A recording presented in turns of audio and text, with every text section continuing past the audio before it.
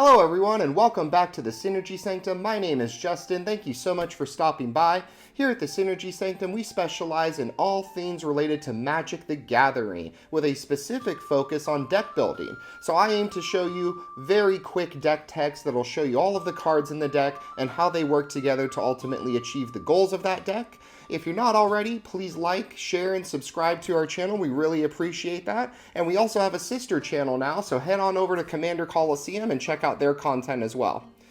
And for today's deck tech, we have what some have argued is one of the most powerful commanders to come out of the new Avatar set, and that is Sokka, Tenacious Tactician, an EDH deck here for you today. Very, very ally focused. As you can see, Sokka's ability cares about allies. Allies have been waiting for a commander like him. So Sokka says that he has Menace and Prowess. So Prowess, anytime you're casting a non-creature spell, it's getting +1 until end of turn.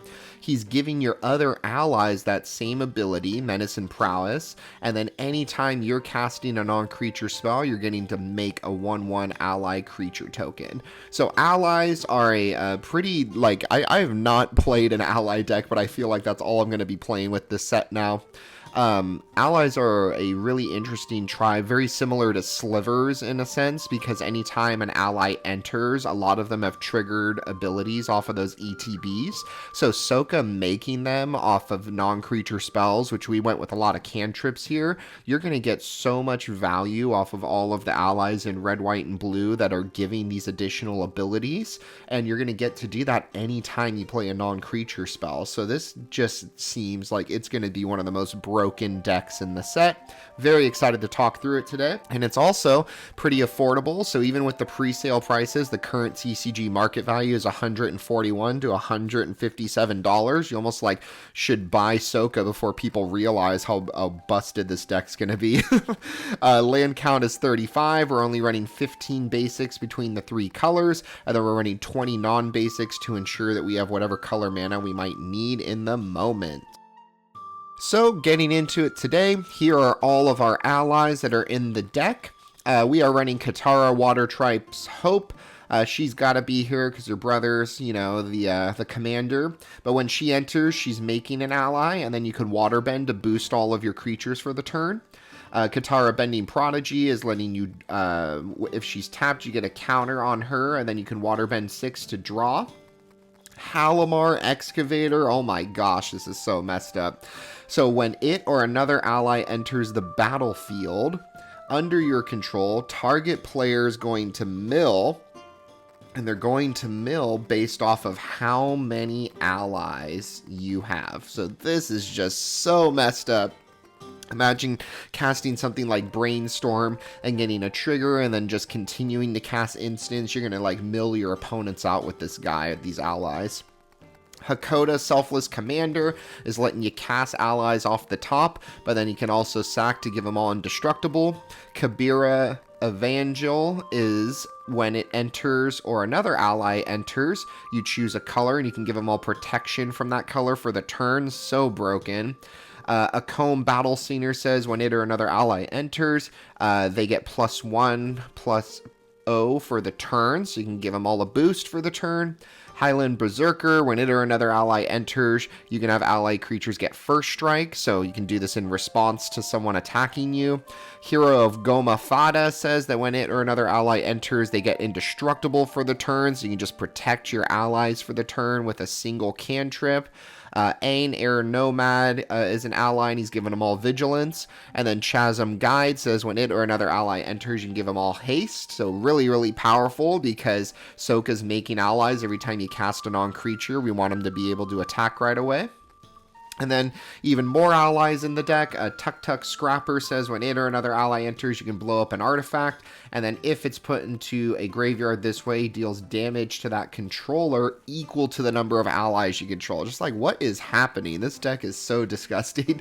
Resolute Blade Master says that when it or another ally enters, you can give them all double strike for the turn. Talus Paladin, when it or another ally enters, they're gaining lifelink and he's getting bigger.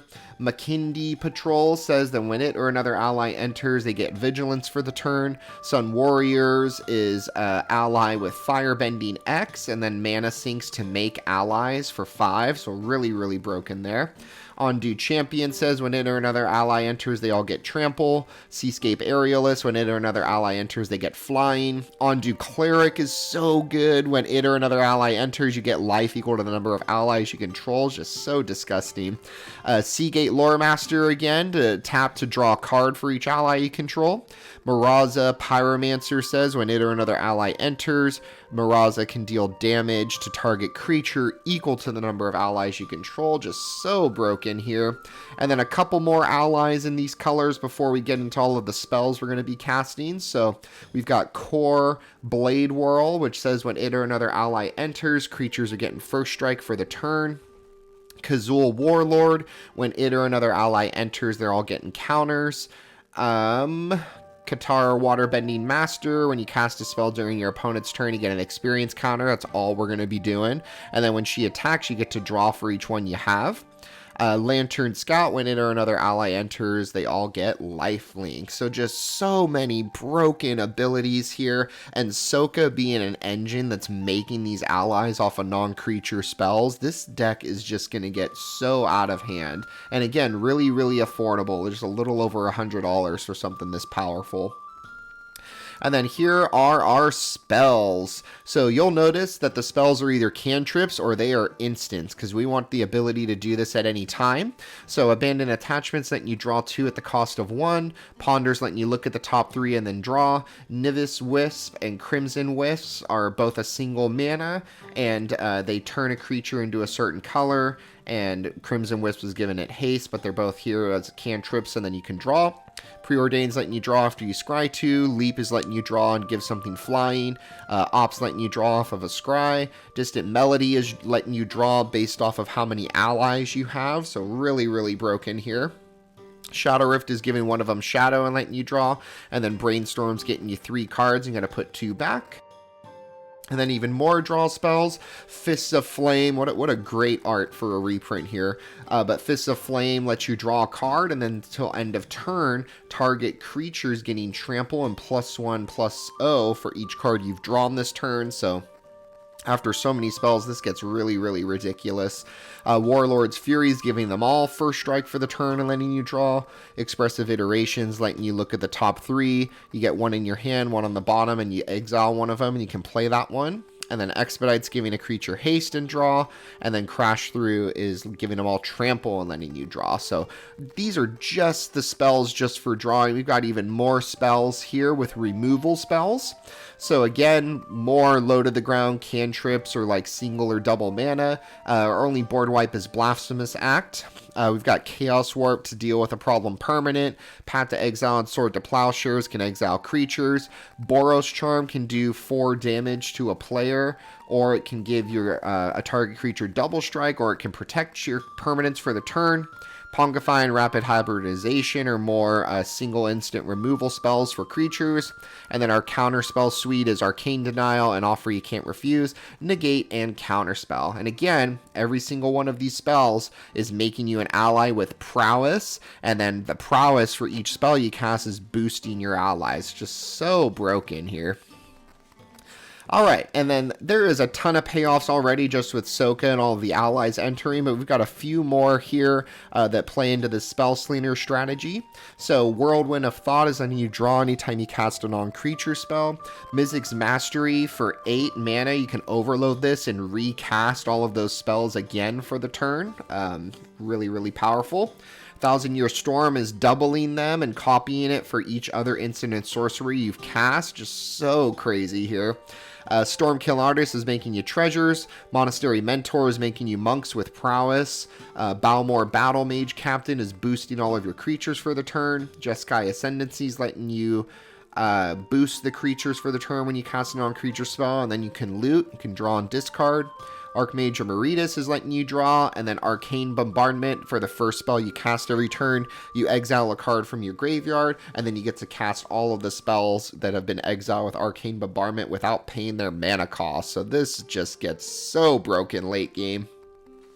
And then other good stuff in the deck. So we've got 2 rocks with a Soul Ring and a Bender's Waterskin. Bender's Waterskin really, really good here because it's untapping every turn. So you're going to get to have a cantrip at least once a turn.